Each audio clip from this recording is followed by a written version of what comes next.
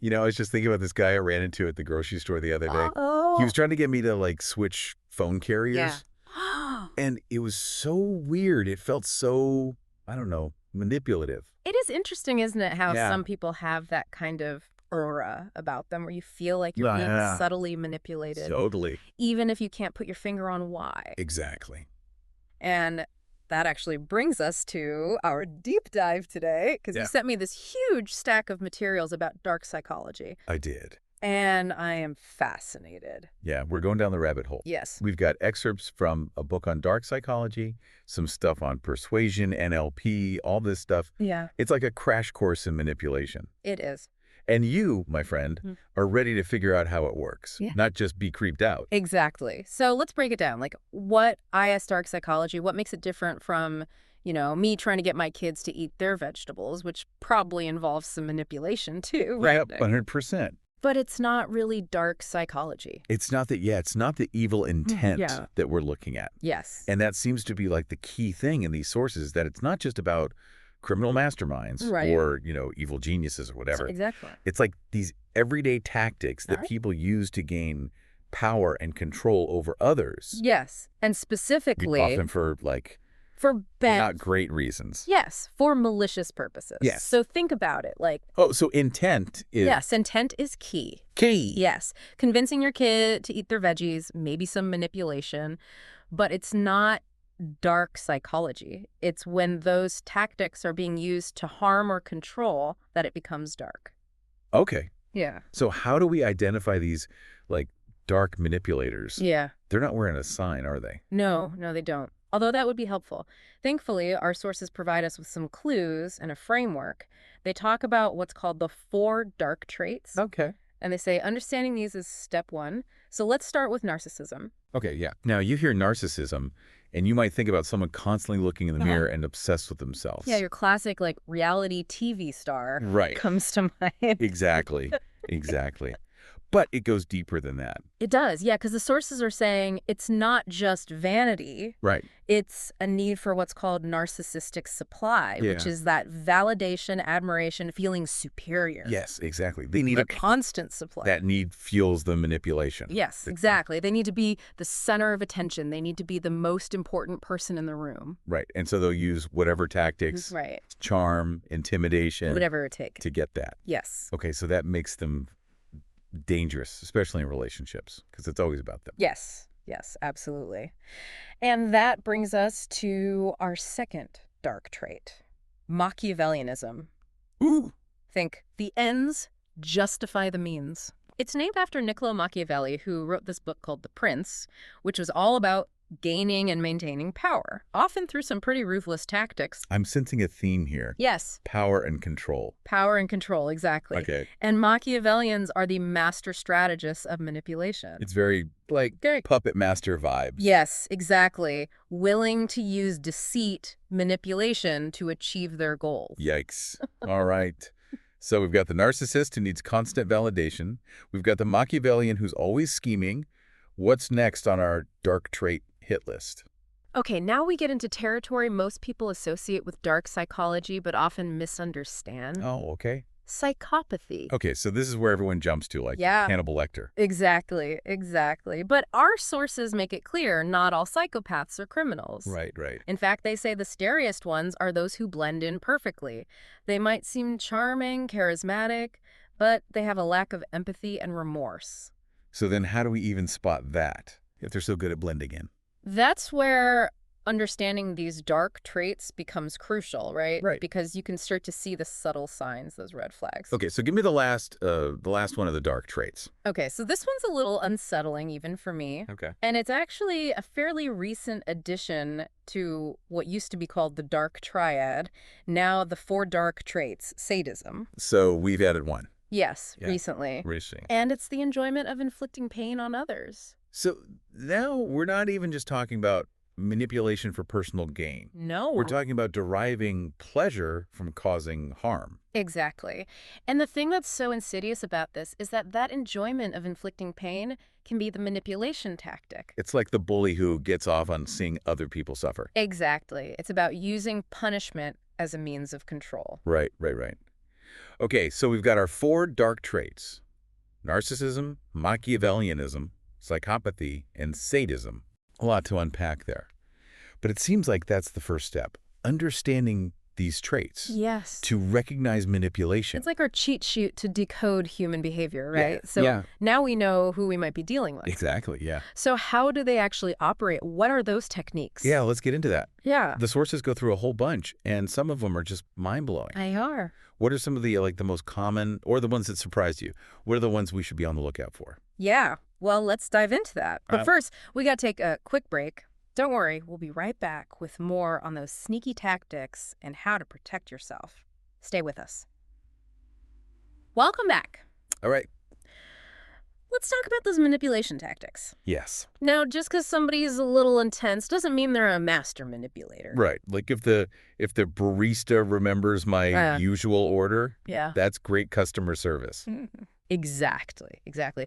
But it's good to be aware of this stuff. And our sources talk about how this shows up in different areas of life, like relationships, the workplace. Oh yeah, the workplace, that can be a jungle. It can be. What kind of dark psychology stuff should we be looking out for in our professional lives? Well, you will likely see those 4 dark traits play out at the office, right? Totally. So that coworker who's always stealing ideas, Yeah. classic narcissist, or the boss who loves to create drama, Oh yeah. pitting people against each other, Right. textbook Machiavellian. So it's like Survivor, but at the office. Exactly.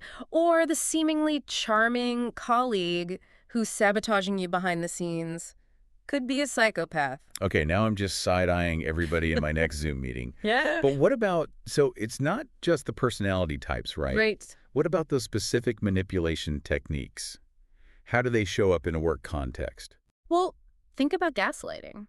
It can be even more effective in a workplace because of the power dynamics. If your boss is telling you you're overreacting or misremembering something, you're less likely to push back. Yeah, for sure. Especially if you're worried about, like, your job or whatever. Right, exactly. It's easy to doubt yourself. Yeah. And then there's projection, right?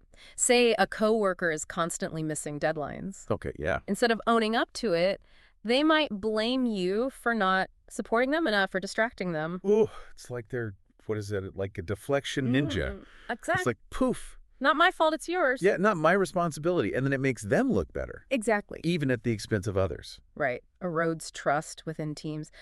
And speaking of teamwork, isolation's another big one. Oh, this is where the office gossip comes in. Exactly. Like excluding people from social events or like spreading rumors, trying to damage their reputation. Exactly, yeah. It's all about slowly marginalizing the target and making them dependent on the manipulator for validation and information. Okay, so I feel like I need to go to work in like a full hazmat suit. What are we supposed to do? Like, how do we navigate this without becoming prey? Well, remember that self-awareness and self-esteem we talked about. Those are your foundation. Yeah. But there are some workplace-specific strategies that can be helpful too. Okay, lay it on me. How do we survive? So, number 1, boundaries. Oh, boundary. Key, you got to learn to say no to extra projects, to unreasonable demands, to anything that compromises your well-being. That is so hard for me. It's hard, but remember, it's not selfish, it's self-care. Right. You're protecting your time and energy, and it sends a message that you're not an easy target. Okay, boundaries. Set them and stick to them. What else? Okay, so the sources talk about documentation, and they mean Oh, okay.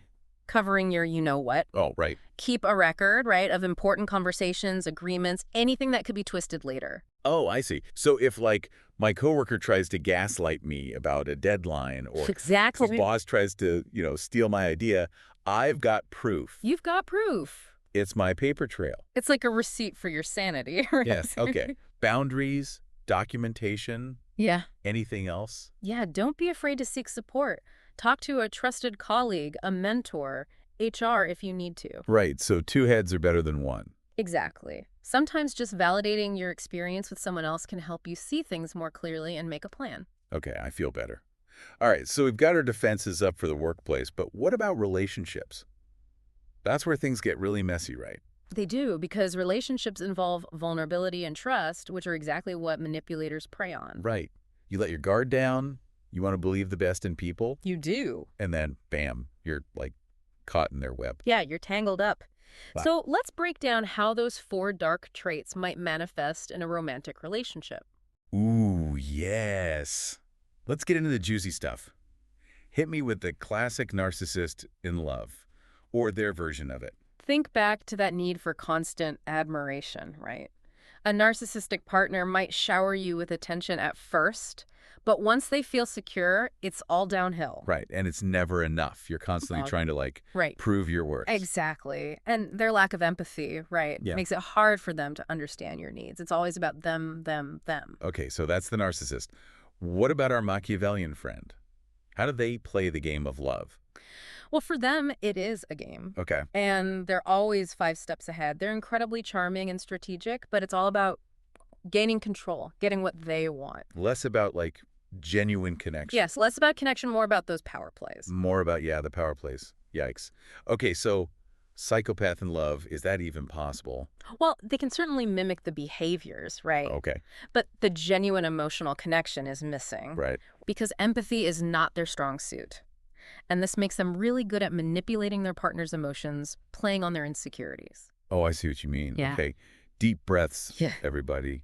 We have one more dark trait to tackle in this love realm, and I have a feeling this is going to be intense.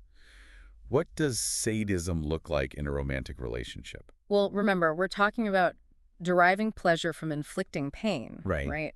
And in a relationship, this can manifest as emotional or psychological abuse. Right, and it doesn't have to be physical. It can be, belittling, constant criticism, Right. controlling finances, all that, like chipping away at someone's self-worth. Exactly. And the scariest part is the sadist might genuinely believe they're doing it for their partner's own good, Right. but it's about control and that sense of satisfaction they get from seeing someone else suffer. Okay, so this is getting really dark. Mhm. So if you find yourself in a relationship with somebody who's displaying these traits and using these tactics, what do you do? Mhm. Our listeners need some, like, hope here. They do. Okay, well, first and foremost, remember, you are not responsible for somebody else's behavior. Okay. You can't change a narcissist. No. You can't change a psychopath, no matter how much you love them. Sometimes the best thing you can do for yourself is to remove yourself from the situation. Which is so much easier said than done, especially if you're, like, Invested. invested. Yeah. Yeah, But your safety and well-being, like, have to have to come first. come first. Okay, so removing yourself, if at all possible, Mm-hmm. what if that's not an immediate option? What can you do in the meantime to protect yourself? Boundaries. Boundaries again. Boundaries, boundaries, boundaries. Okay. But in a romantic relationship, knowing what you're willing to tolerate and communicating that Right. clearly, firmly. This might be about not responding to late-night texts or refusing to engage in arguments that escalate, saying no to demands that feel unreasonable. Right. But what if they, like, just bulldoze over those boundaries? Because a manipulator's not going to be like, oh, okay. That's where enforcement comes in. Okay. It's about having consequences when those boundaries are crossed. I like this. Right. Okay, so if they're constantly criticizing me, a consequence could be like, I'm taking some space. Exactly. Or I'm ending this conversation. Exactly. It's showing them their actions have repercussions. You're not going to just stand there and take it. Boundaries and consequences. Yeah. Okay, got it. What else can you do?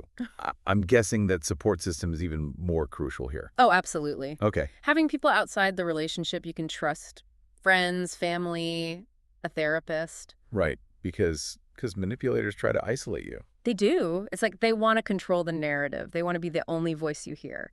But having those outside perspectives can help you stay grounded and see things more clearly. Right.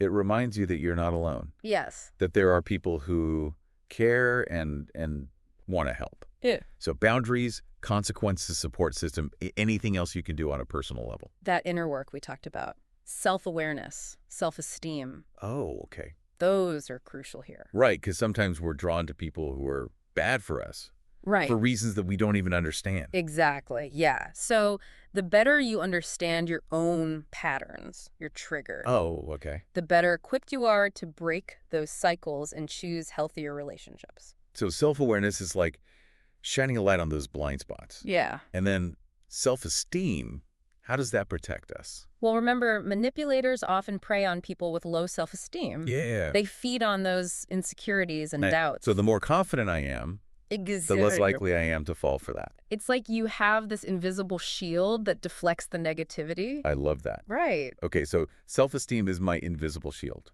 All right, so to recap, navigating a relationship with a manipulator, We've got boundaries, enforcing those boundaries, support system, and that inner work of self-awareness and self-esteem. You got it. It's about reclaiming your power.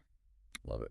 Okay, we've covered a lot, dark psychology in the workplace, in relationships, all those like defense mechanisms. Yeah. But before we wrap up, I want to touch on one more thing that came up in the sources, and that is this idea of like dark psychology on a societal level. Ah, yeah. Because it's one thing to deal with like a coworker or a partner, but it's nothing to think about it happening on a massive scale. Right. And that's where it gets really interesting and a little terrifying, to be honest. It is, Uh, because history's full of examples, right, It is. of dark psychology being used to control entire populations. Think about, Propaganda. yes, propaganda. Political campaigns. Political campaign. Advertising even. Advertising. It's all the same principles, right? Right. To try to get us to think and behave Exactly. in certain ways. Exactly. Which is why media literacy is more important than ever. Media literacy, what's that? It's about being a critical consumer of information, questioning your sources, considering biases, recognizing persuasive techniques. So not just being like cynical No. and distrusting, but just being more aware of the potential for manipulation. Exactly. It's about taking back your power as a consumer. You have a choice in what you believe and how you act. Okay, I'm starting to get it. So media literacy, what else can we do to protect ourselves on this like societal level? Well, fostering critical thinking is essential. Okay, critical thinking, what does that mean? It's about questioning assumptions, evaluating evidence, forming your own conclusions rather than blindly accepting what you're told. So be like your own detective. Exactly. Great. Always looking for the truth. And it's a skill that you can learn and develop over time. Okay, critical thinking, got it. What else?